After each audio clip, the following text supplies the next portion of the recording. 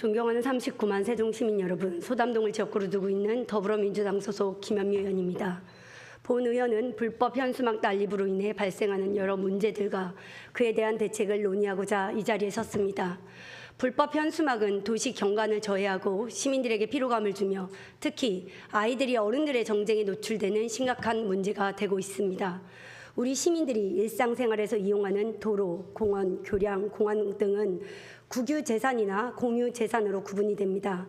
국가나 지자체가 소유한 토지나 건물이라고 하더라도 일반 주민들의 이용에 제공이 되면 소유주인 국가나 지자체도 임의로 처분할 수 없다는 것이 일반 사적 재산과 다른 특성이 있습니다.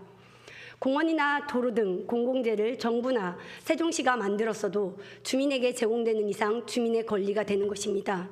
우리 세종시는 신생 도시임에도 불구하고 시민에게 제공된 공공물에 대한 관리가 제대로 이루어지지 않아 경관을 훼손하는 문제가 발생하고 있습니다. 세종시를 비롯한 각 지방자치단체는 경관의 중요성과 시민 불편을 예방하고자 현수막 지정에 게시대나 전단지 신고 제도 등을 도입하였습니다. 그런데 쾌적한 도시 경관을 위해 앞장서야 할 정당이나 지자체가 무분별하게 현수막을 게시하여 시민들은 시각 공해에 시달리고 있습니다. 본 의원도 특정 정당에 소속되어 제 얼굴에 침 뱉기라고 말씀을 하시겠지만 염치불구하고 발언을 이어가겠습니다. 시민 입장에서 현수막의 내용이 세종의 국회의사당 건립이나 세종지방법원 설치 환영 현수막 같은 경우나 명절 인사, 덕담 내용은 그래도 봐줄만 하지만 상대당을 원색적으로 비난하는 내용의 현수막은 공해와 같아 소속 정당의 잘잘못을 따지기 전에 보는 것부터 눈살이 찌푸려집니다. 세종시는 경관 조성 방안 중 하나로 가로수 관리에도 특별한 관심을 갖고 있습니다. 한쪽에서는 10년이 넘었는데 성장이 불완전한 가로수를 안타까워하면서 한쪽에서는 겨우 버티며 자라고 있는 가로수에 불법 게시 현수막을 게시해서 뿌리채 휘청거리게 만드는 잔인한 모습을 목격해서 무척 혼란스럽습니다. 행인들 시야를 가리는 도로 펜스 등 공공시설물에 게시하는 것은 더욱 심각합니다. 철저한 단속과 함께 꼭 필요한 것이 법에 의한 공정한 집행입니다. 세종시가 특정 단체의 주장을 게시하는 현수막이나 광고 내용을 묵인한다면 나머지 불법 게시 현수막에 대한 단속 정당성이 사라집니다. 현수막을 불법 게시하여 상업용 광고를 하는 사람은 본인의 행위가 불법인 것을 알고 단속이 미치지 않는 시간대를 이용하는 눈치라도 보는데 특정 단체는 법령을 아랑곳하지 않고 세종시 전역에 불법 게시를 한다면 일반 시민 중 누가 세종시 행정을 신뢰하겠습니까? 본 의원은 불법 현수막으로부터 세종시 경관을 보호하기 위해 다음과 같이 제언을 하고자 합니다.